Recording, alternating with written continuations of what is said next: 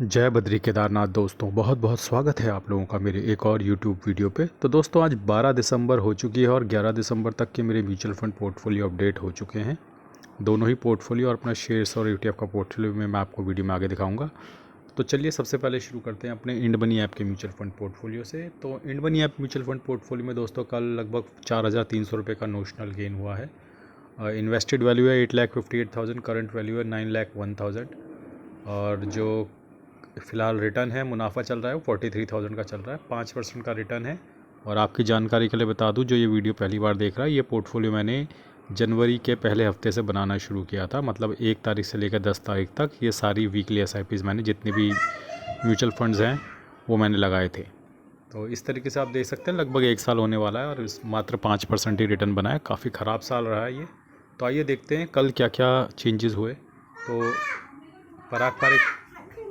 पराग flexi cap ने कल 398 rupees का गेन दिया है और ये लगभग 6% के रिटर्न पे है। निपॉन लार्ज कैप ने लगभग 889 रुपीज़ का रिटर्न दिया, लगभग 7% का रिटर्न दिया है इसने म्यूचुअल फंड ने।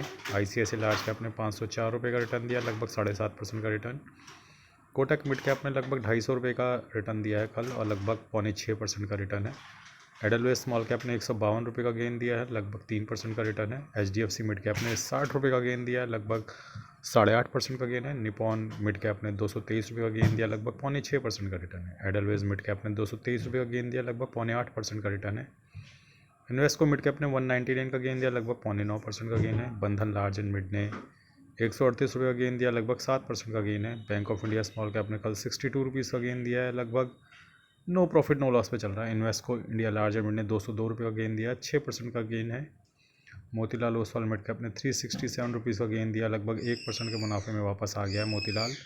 कोटक स्मॉल कैप ने 118 रुपये का गेन दिया, no profit no loss. HSBC small cap ने 102 रुपये का गेन दिया है कल, लेकिन no profit no loss. Canara Robeco small cap ने 105 रुपये का गेन दिया, 2.25% का रिटर्न है। निपॉन इंडिया स्मॉल कैप ने 110 रुपये का गेन दिया, लगभग 2.25% का रिटर्न है। JM फ्लेक्सी कैप ने कल 121 रुपये का गेन दिया, 1% का रिटर्न है। SBI स्मॉल कैप ने कल 28 रुपये का गेन दिया, लगभग 1% का रिटर्न है। टाटा स्मॉल कैप ने 25 रुपये का गेन दिया, लगभग 4% के लॉस में ये अभी भी है। जियो ब्लैक रॉक ने कल 37 रुपये का गेन दिया और ये आधे % के नुकसान में चल रहा है। कौन कौन सी SIP मेरी आज कटी है एक बार फटाफट मैं आप लोगों को दिखा देता हूँ। तो Kotak mid cap, Edelweiss mid cap, ICICI large cap, ये 3 SIP मेरी आज कटी हैं। तो आइए चलते हैं अपने ग्रो ऐप के म्यूचुअल फंड पोर्टफोलियो पे। तो ग्रो ऐप के म्यूचुअल फंड पोर्टफोलियो पे दोस्तों कल मुझे 17,000 रुपये का मुनाफा हुआ है। तो इस पोर्टफोलियो में जो है मुनाफा बढ़ के 22,000 हो गया है। 2747 इन्वेस्टेड वैल्यू है, 2770 करंट वैल्यू है पोर्टफोलियो की। तो किस किस म्यूचुअल फंड ने कल कितना रिटर्न दिया एक बार मैं फटाफट आप लोगों को दिखा देता हूँ। और काफ़ी सारे म्यूचुअल फंड सेम है तो ज़्यादा इसमें समय नहीं लगाएंगे। तो धीरे धीरे मैं स्क्रॉल कर रहा हूँ ताकि आप आराम से देख सकें और देख सकें कि इस पोर्टफोलियो में क्या है।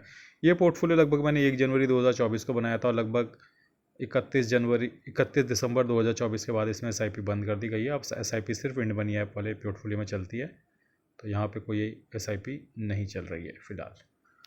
तो ये तो थी स्थिति मेरे ग्रो ऐप के म्यूचुअल फंड पोर्टफोलियो की। तो दोस्तों आइए अब चलते हैं अपने शेयर्स और ETF के पोर्टफोलियो पे। तो आज मैंने कुछ बाइंग करी थी।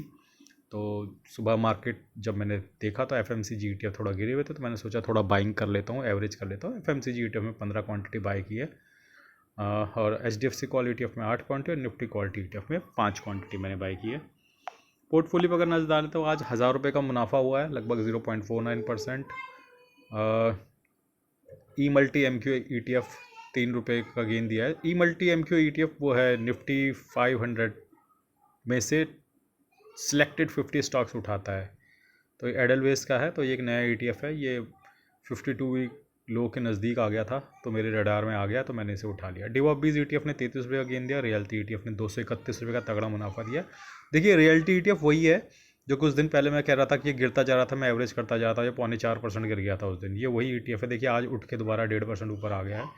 इंडसइंड बैंक में 296 का गेन हुआ है। सेंसेक्स ETF में 7 रुपये का गेन। मिड स्मॉल ETF में 19 रुपये का गेन। टाटा मोटर्स में 76 रुपये का गेन। HDFC कॉल ETF 24 रुपये का गेन। जीनस पावर 43 का गेन। CPSE ETF 1 रुपये का गेन। टॉप 10 एड ETF 4 रुपये का गेन। इरकॉन में 28 रुपये का loss. Pharma BeES no profit no. Small cap ETF में 122 रुपये का गेन। लो वोल्टाइल ETF 31 रुपये का गेन, FMCG ETF 45 रुपये का गेन, LPL 30 ETF 39 रुपये का गेन, लिक्विड बीज तो छोड़ दीजिए, शारिया बीज में no profit no loss, Nifty quality ETF में 26 रुपये का गेन, मोतीलाल ओसवाल हेल्थ में 29 रुपये का गेन है। ओवरऑल जो पोर्टफोलियो है उसमें 26,525 का नोशनल लॉस है, 2,35,000 इन्वेस्टेड वैल्यू है, 2,08,000 करंट वैल्यू है पोर्टफोलियो की। और आप देख सकते हैं कि एक बार मैं फ़िल्टर लगा के दिखा देता हूँ कि इसमें कितना % गेन है। तो डिवा बीज दोबारा से अब ऊपर की तरफ बढ़ रहा है, तो 3.5% के प्रॉफिट पे आ गया। फार्मा बीज भी 3.25% के प्रॉफिट में है। शरिया बीज 3.25, निफ्टी क्वालिटी ETF 2.25, लो वोल्टाइल ETF 2.25, ई मल्टी MQ 2.25% के गेन में आ गया। LPL 30 ETF 1.5% के गेन में है। मिड स्मॉल ETF 1.5% के गेन में। HDFC कॉल ETF 1.14% के गेन में। मोतीलाल ओसवाल रियल्टी ETF 0.5% के मुनाफे में। टॉप 10 एड ETF 0.5% के मुनाफे में। सेंसेक्स ETF भी no profit no loss. CPSC ETF no profit no loss. Small cap ETF no profit no loss. FMCG ETF 1% के नुकसान में। मोतीलाल ओसवाल हेल्थ ETF 1% के नुकसान में है। इंडसइंड बैंक अभी 7,000 के नुकसान में। टाटा मोटर्स 15,000 के नुकसान में। जीनस पावर 1,500, इरकॉन 3,000 रुपये के नुकसान में है। तो दोस्तों ये तो थी स्थिति मेरे शेयर्स और ETF के पोर्टफोलियो की, जहाँ पे स्थिति अब थोड़ा सुधरती हुई नज़र आ रही है। और आइए चलते हैं अब अपने इंडिसेस पे। तो आज निफ्टी 50 0.57% की बढ़त के साथ क्लोज हुआ है। वहीं निफ्टी मिड कैप 50 1% की बढ़त के साथ, मिड कैप 100 1.18% की बढ़त के साथ, मिड कैप 150 1.18% की बढ़त के साथ, निफ्टी स्मॉल कैप 100 9.94 की बढ़त के साथ, स्मॉल कैप 50.89 और स्मॉल कैप 250.83। तो तीनों ही इंडेसेस आज भी अच्छा खासा बढ़े हैं। तो कल की ही तरह आज भी अच्छा खासा गेन होगा और हमारा पोर्टफोलियो जो लॉस्ट ग्राउंड है वो ज़्यादा तेज़ी से उसे रिकवर किया है उसने पिछले 2 दिनों में। तो देखते हैं कि ये जो इस बार उछाल आया है इस बार फिर से फिज़ल आउट होगा। 26,100 100 200 से हम दोबारा फिज़ल आउट करके नीचे आएंगे या फिर दोबारा इस बार हम ऊपर ही जाएंगे। देखते हैं क्या होता है।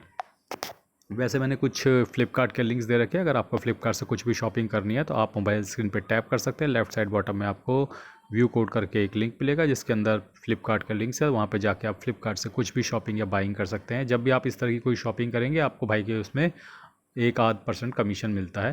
तो अगर आप सपोर्ट करना चाहते हैं और आपको फ्लिपकार्ट से कोई भी बाइंग करनी है तो मेरे लिंक का इस्तेमाल करें।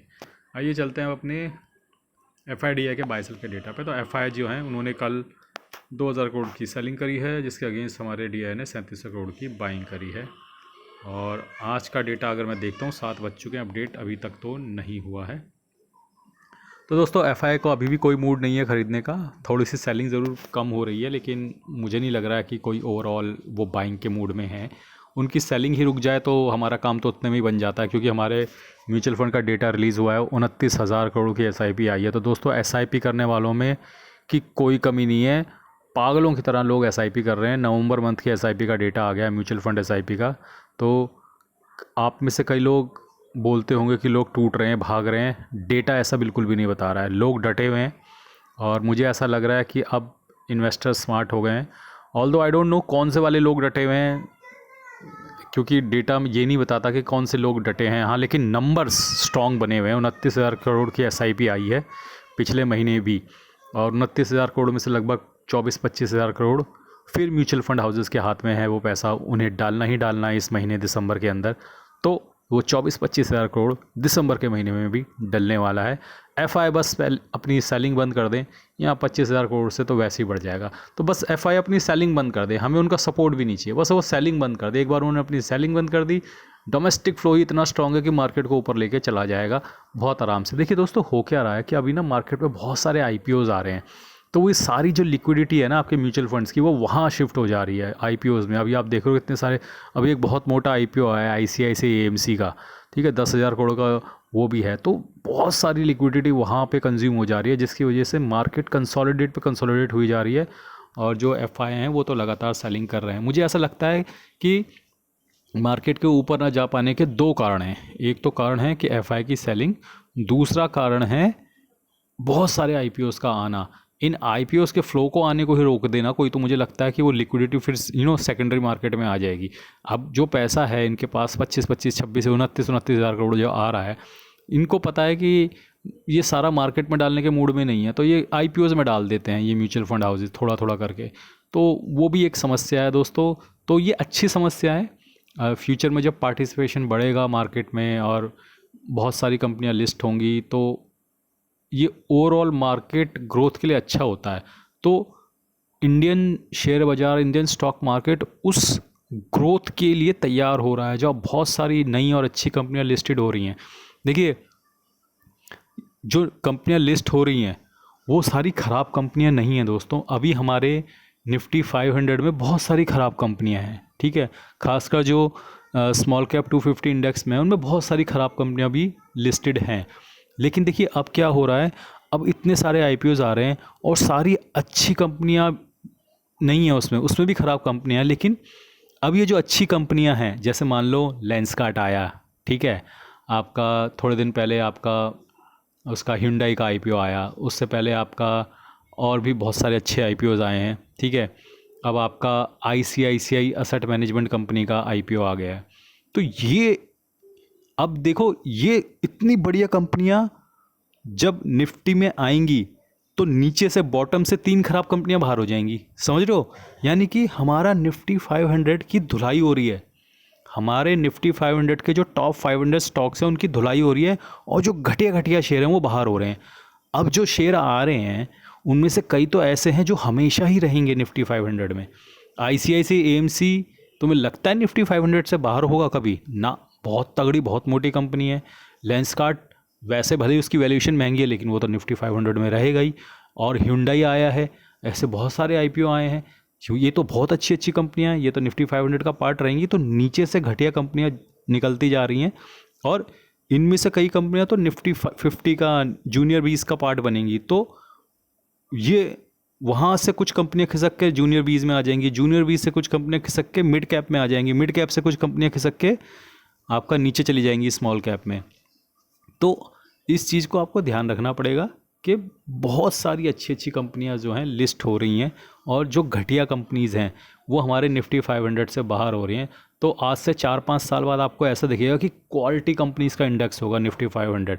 जैसे अभी हम बोलते हैं ना कि निफ्टी 50 इज़ क्वालिटी, आने वाले टाइम पे निफ्टी 100 क्वालिटी कंपनियां कहलाएगा, उसके बाद निफ्टी 150 क्वालिटी एकदम 150 कंपनियां कहलाएगा। तो ये आपके इंडेक्स की जो है, आप समझो मरम्मत हो रही है, और अच्छी अच्छी कंपनियां अब इसमें लिस्ट हो रही हैं, जिससे भविष्य में हमें अच्छा गेन मिलने की पूर्णतः उम्मीद है। बाकी दोस्तों आज के लिए बस इतना ही। धन्यवाद, गुड बाय, जय बद्री केदार।